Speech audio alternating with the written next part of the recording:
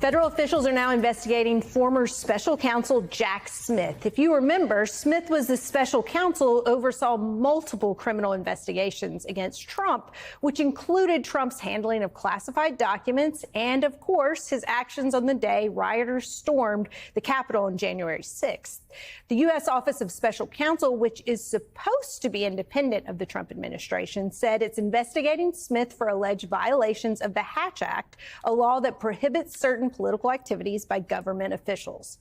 This all comes after Trump and his allies repeatedly argued that Smith's investigations constituted illegal political activity. However, Trump and his allies have yet to present specific evidence of wrongdoing. Joining us now to break it all down, we have MSNBC political analyst and Republican strategist Susan Del Percio and former New York Congressman Jamal Bowman. Thanks so much for being with us. So, Susan, are you shocked at all that with all the pressing priorities that are raining down on the country, that this is what Donald Trump has decided is a necessary investigation? Not even that. Not even the teeniest, tiniest bit. This is what Donald Trump said he was going to do. Once again, when you think about the people Donald Trump is going out to investigate, he said he would do it. He said he would pardon January 6th rioters. There's nothing surprising in these actions.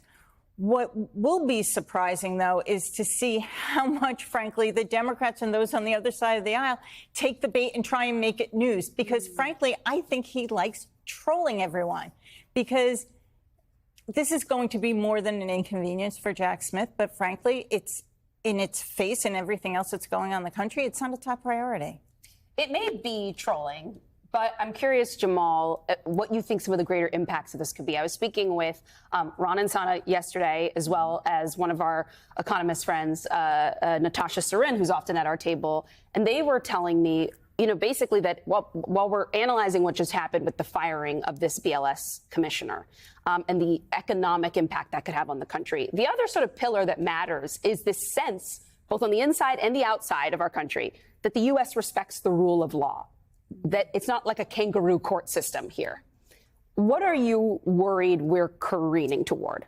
Yeah, I just think this is another distraction. I don't think the average American voter really cares that much about this investigation to Jack Smith. I think they see it as another example of Trump flooding the zone and distracting us from the economy, and I still can't afford my child care and transportation and rent.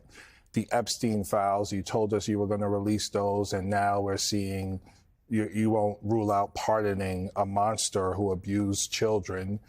Gaza children are starving to death right in front of us.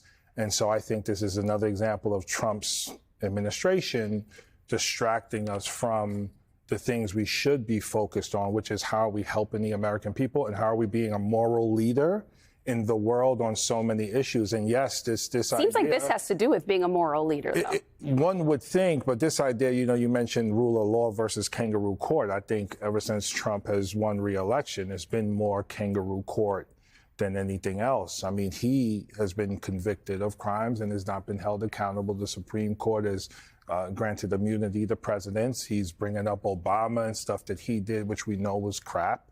And so it's just a lot of flooding the zone, and it's a lot of just distractions. I think the average American voter is all about what's going on in my life. How can I make my life better? How can I afford the things that I need for me and my family?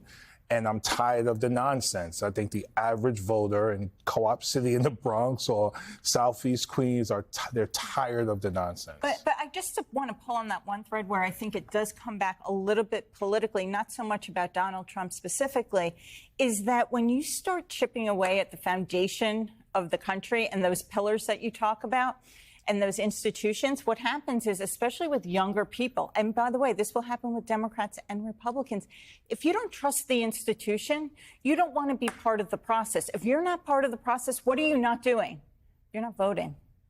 So I think that actually this will come back and hurt Republicans in a lot of ways, too, because they've been trying to cultivate certain types of voters, and not trusting the system means you're not going to be part of it. And I think actually that hurt Democrats a lot in the 2024 election with Joe Biden, with what happened with him and how it played off on Vice President Harris. But there is some irony in using the Hatch Act as the vehicle. Like, Danny, come on. I mean, from a legal perspective, the Trump administration first round was accused of Hatch Act violations, and certain West Wing employees were told that they, recommended they should be fired, but Trump didn't do anything. So why now is he such an enforcer of the Hatch Act? Not just accused. A 2021 report by the Office of Legal Counsel concluded that I think it was around a dozen people, including names you may remember from years ago, like Mark Meadows, that there were Hatch Act violations. But as much as I don't think there's any there with the Jack Smith investigation,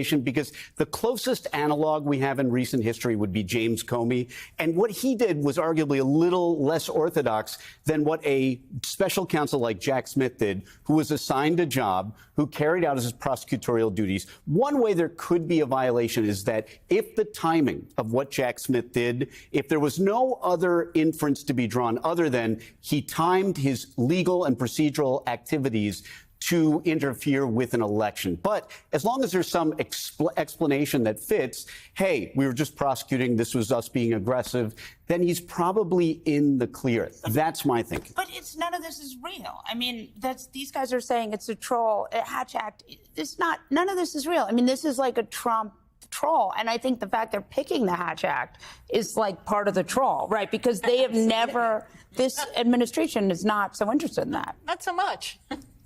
I guess I'm just worried that the trolling sort of implies that it's not a big deal, right, or that it doesn't put us in a mess that could take years for us to get out of. And I guess the perception that our country just trolls major former public servants in this way. Our country. Well, to make it Donald Trump, yes, the representative of our country on the global stage. That's what I mean. I get what you're saying, and I think it is important that Democrats say this is not the way to use the federal government to go after people you don't like. I mean, I think they can walk and chew gum. And to make it expensive, too, to work for the government and to do these supposedly apolitical jobs.